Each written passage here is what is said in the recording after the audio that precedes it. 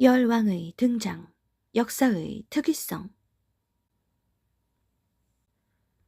수천 년의 시간을 지나 성경의 예언이 갑자기 성취될 때 역사의 특이성을 발견하게 됩니다.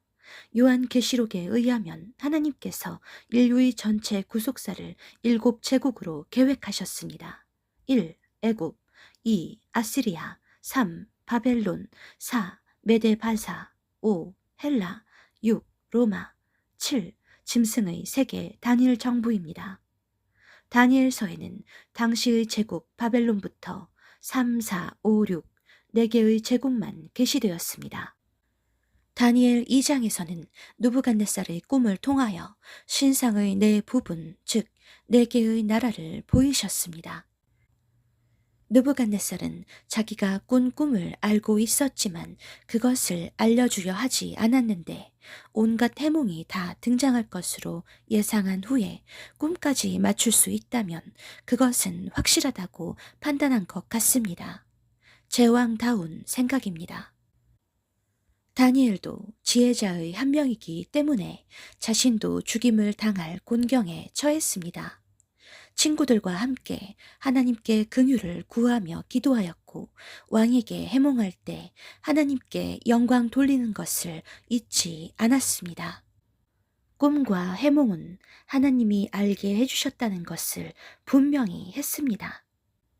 금, 은, 동, 철의 나라는 각각 바벨론, 메데바사, 헬라, 로마 제국을 상징했습니다.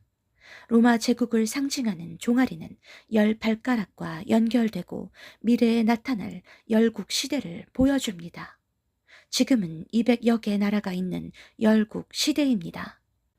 여러 나라뿐 아니라 적그리스도를 배출하는 7왕국도 철과 진흙이 섞인 것으로 보여주는데 철은 그 제국이 강함을 상징하고 흙은 부서지기 쉬운 것으로 그 나라가 내부적으로 여론이 갈라지는 것을 보여줍니다. 다니엘 7장에서 이번에는 다니엘의 꿈으로 네 제국을 4개의 짐승으로 보여주셨습니다. 7장은 우리 시대의 중요한 계시를 보여줍니다. 사자, 곰, 표범, 무서운 짐승은 역시 바벨론, 메데바사, 헬라, 로마 제국입니다. 이번에는 넷째 짐승을 더 상세하게 다루면서 10뿔이 있고 그 사이에서 작은 뿔, 즉 적그리스도가 배출되는 것을 보았습니다. 넷째 짐승은 이전의 모든 짐승과 다르고 또 10뿔이 있더라. 내가 그 뿔을 유심히 보는 중에 다른 작은 뿔이 그 사이에서 나더니 첫 번째 뿔 중의 셋이 그 앞에서 뿌리까지 뽑혔으며 이 작은 뿔에는 사람의 눈 같은 눈들이 있고 또 입이 있어 큰 말을 하였더라.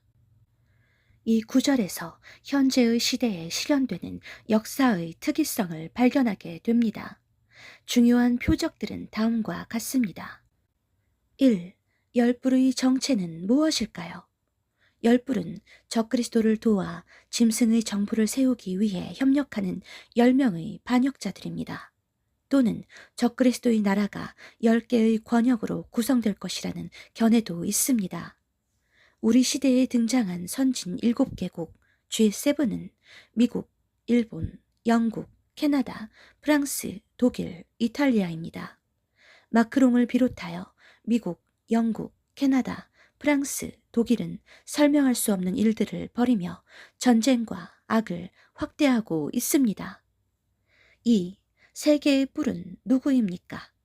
작은 뿔은 먼저 세계의 나라를 굴복시킨다고 합니다.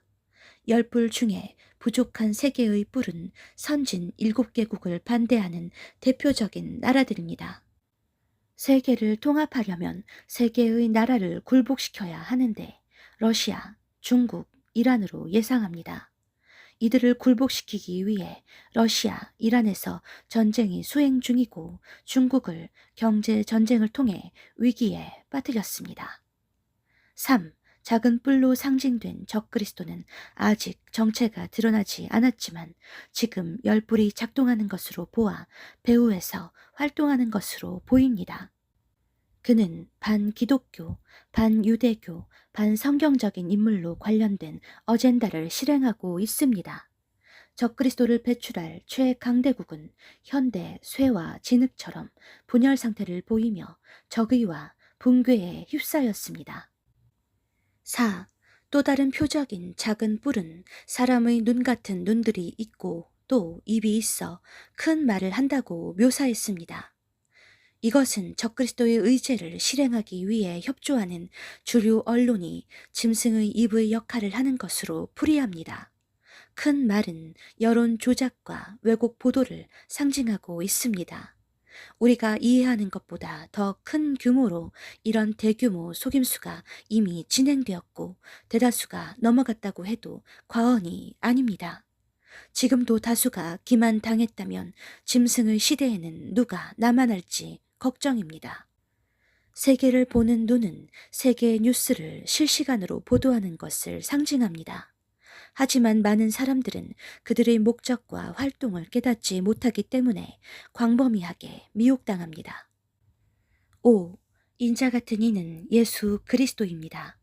내가 또 밤 환상 중에 보니 인자 같은 이가 하늘 구름을 타고 와서 옛적부터 항상 계신 이에게 나아가 그 앞으로 인도되매 예수님은 자신을 인자로 불렀고 옛적부터 항상 계신 이는 성부 하나님입니다.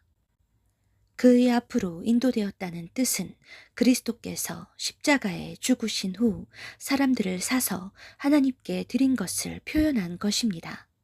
하나님은 아들에게 권세와 영광과 나라를 주시고 짐승의 나라를 무너뜨릴 것이며 그리스도의 나라는 영원히 세워질 것입니다. 결론적으로 역사의 특이성은 10뿔의 출현, 3뿔의 굴복 전략, 7왕국의 출현, 작은 뿔의 활동, 적그리스도의 입으로 대변하는 거대한 주류 언론이 출현했습니다. 현대 상황과 일치하는 이러한 표적은 우리가 지금 마지막 때에 살고 있다는 확증을 갖게 만듭니다. 많은 사람들이 마지막 시대의 바벨론으로 상징된 미국의 대선 결과를 보고 다양한 반응과 혼돈을 겪고 있습니다. 눈물과 분노, 불신을 표하는 사람도 있고 기쁨에 겨워 어쩔 줄 모르는 사람들도 있습니다. 두 정당은 쇠와 진흙처럼 서로 섞일 수 없이 서로를 공격했습니다. 기쁨과 절망의 강렬한 반응에서 우리의 궁극적인 희망이 어디에 있는지를 질문하게 됩니다. 그들은 단지 사람일 뿐입니다. 물론 그들 중에는 하나님께 반역하는 지도자들이 있습니다. 만약 그들 중에 적그리스도가 포함되어 있다면 더 큰 비중을 갖겠지만 마지막 순간까지 그는 자신의 정체를 좀처럼 드러내지 않을 것입니다. 다만 현재 상태에서 누가 악의 의제를 더 확산시키기 위해 분투하는지를 보고 최선의 선택을 위해 투표를 통하여 자신의 권리를 행사할 뿐입니다. 미국이나 한국이나 너무 과도하게 사람을 추종하거나 정당을 지지하는 것은 본질에서 벗어난 것이고 신앙적으로도 올바른 모습도 아닙니다. 각자의 역할은 투표한 것으로 종료되었고 누가 적그리스도인지 누가 반역자의 역할을 하는지 지켜보십시오. 우리는 생명의 본질과 영혼의 아름다움을 추구하기 위해 주님 안에 머물러 있는 것만 관심이 있습니다.